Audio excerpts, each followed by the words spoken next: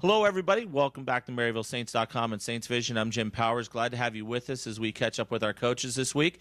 And joining us is our head baseball coach, Seth Von Behren. And Seth, another one of those weekends where you get a split, go 2 for 2 and 2 against Rockhurst. But I tell you what, I think one thing that really sticks out is the great pitching performance on Saturday afternoon by Stephen Reynolds. What just a great day for him.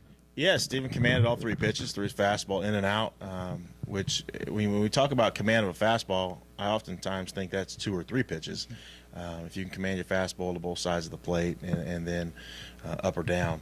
And then he also had his breaking ball that he could throw early to count for a strike, and he used his changeup at times just to keep their lefties off balance a little bit. But, you know, he only had 2 strikeouts. When I went back and looked at the sheet, he only had 2 strikeouts, but he created contact early in the counts, saved his pitch count. I think he ended up throwing 9 innings and under 100 pitches, and then only had the 1 walk. And then behind him, we played some pretty good defense. I thought our young guys really played well. And then it's easier to pitch when you got a lead the way we did, but it gives Steven a lot of credit as he threw an outstanding ball game. And what I feel like in 3 years here is overall the best ball game we have played, a complete ball game that we have played as a team. So I'm proud that the weekend ended that way. I would have liked to have got one more win along the way, but we're 2 and 2 on the weekend. And that's a pretty good split with a Rockhurst team that we talked about last week, probably one of the best shortstops in the JLVC. They can hit the ball a little bit and do some different things, but it just really seemed like our pitching staff this weekend settled in a little bit and got, ate some innings for you. You didn't have to go into the bullpen a lot. Yeah, I thought our roles were a little bit better for us this weekend from a pitching staff standpoint. I thought they threw fairly well for the most part with command and whatnot, and we held a couple of their guys in check. But I also thought one of their guys threw an outstanding ball game this weekend and shut us down, I think, a 4-1 game, and what I thought was probably the second best performance that we had seen this year. Talk a little bit about the young guys. And the young guys have really – and what people have to understand, this team doesn't have very many seniors. This is really a very young team when you talk about a lot of the freshmen, sophomores, and a few of the juniors. And they've really started to find their groove a little bit and get into a nice flow of the action, when it's coming to game time. Yeah, our young guys have really stepped up and started to play the game. I don't know that we have an overly talented – I hate to say this because it'll come across the wrong way. I don't know that they're overly talented, but probably the biggest compliment that I can give that younger group is that they're ball players. Yeah. And I wish we could surround ourselves with those guys. You take 9 ball players over 9 guys that are ultra talented and just don't work that hard at the game. And I think our young guys work extremely hard at the game. Sometimes they're a little hard on themselves yet, but they're baseball players. They like to get dirty. They like to be out there, and they play the game the right way. They run the bases the right way.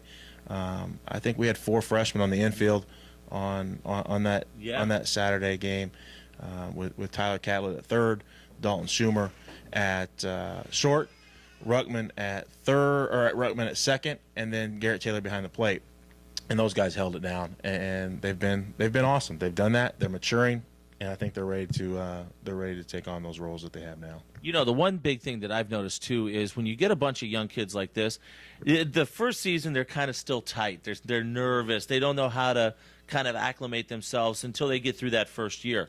Right. These guys, it just seems like, have really relaxed and, as you said, have worked into their roles. Yeah, I don't know if they're relaxed the way we'd like for them to be yet, but they're playing the game the right way. And the mistakes that we thought they would make as young guys, they made early, and they're starting to mature quickly. And we're going to throw them back in the fire again this I guess tomorrow and then this weekend, and let them learn on the job, so to say. Let's talk about UMSL tomorrow. Got a split with them 2 weeks ago, going up to North County. Still a pretty big doubleheader for a Tuesday midweek as the travel partners are playing each other. Yeah, I think anytime we play UMSL, I wish the league is going to weekends next year, and I'm going to enjoy playing them a little bit more on the weekend, I think, and the kids will as well. I'm sure UMSL will as well. But because the midweek, you're in school and there's some things that kind of interfere with that rivalry a little bit. But they're all big for us right now. I mean, and not from a standpoint of just wins and losses, but a standpoint of trying to figure out what we have moving forward for the rest of this year and for the future of this program. Outstanding stuff. And, this weekend after UMSL, you get a couple days, but then you head out to Kansas City, William Jewell. Now, the way that the new conference schedule is starting to look, the Friday single game, 2 games on Saturday, and then a single game on Sunday. I know we've kind of had one of those. Is that the same thing for this coming weekend? Not this weekend. We're going to go Saturday, Sunday this weekend. That's something that the league is debating and trying to figure out how it works best for our student athletes and their class schedules and obviously financially. But we'll go down there and play a very good William Jewell team, who I got to tell you they've done a tremendous job there as a coaching staff and as a program. They've built onto their facility. They've done a great job from that standpoint. And right now they've got that program rocking and rolling. I know they had a tough weekend last weekend, but everybody I spoke to has said that's a very, very different team and a very mature team. Guys that have been around, and they've added some pitchers, and they're going to be good. So I'm looking forward to going over there and seeing how we do. Outstanding stuff, Seth. Well, good luck this weekend. We'll see you tomorrow up in North County. Sounds good. Have a good one, Jim. Seth Von Behren joins us here as he always does. So we talk about the men's baseball program. We'll have updates for you tomorrow on our Twitter feed at Maryville Saints. Also, all weekend long, you'll be able to follow the great action on the baseball diamond from out of William Jewell. For Coach, I'm Jim Powers. Glad to have you with us here on MaryvilleSaints.com and Saints Vision. Have a great week. And as always, go Saints.